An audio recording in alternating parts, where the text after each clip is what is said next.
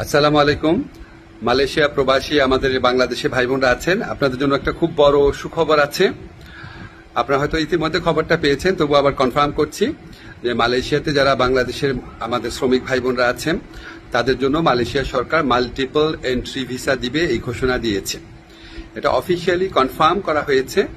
আমরা যখন গত মে মাসে মালয়েশিয়াতে সফর করি তখন মালয়েশিয়ার যে স্বরাষ্ট্রমন্ত্রী আছে ওনার সাথে আমার এবং আমাদের যে ডেলিগেশন টিম ছিল আমাদের মিটিং হয়েছিল। আমরা ওনাকে খুব স্ট্রংলি বলেছিলাম যে দেখেন, অন্য কোনো দেশের শ্রমিকের জন্য আপনার সিঙ্গেল এন্ট্রি ভিসা দেয় না, অন্য সবাইকে দেয় মাল্টিপল এন্ট্রি ভিসা, শুধু আমাদেরকে দেয় সিঙ্গেল এন্ট্রি ভিসা।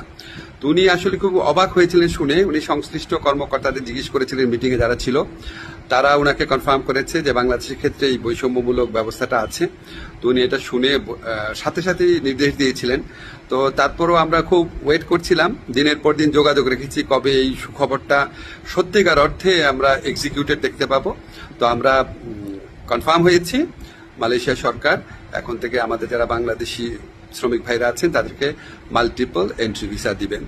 তো ইনশাল্লাহ আরো মালয়েশিয়ার ব্যাপারে ইনশাল্লাহ আরো কিছু গুড নিউজ আমরা অচিরেই দিতে পারবো। আমাদের অলরেডি একটা প্রতিনিধি দল মালয়েশিয়াতে আছে, সামনে মাসে আরো বড় পর্যায়ে একটা সফর হওয়ার কথা আছে।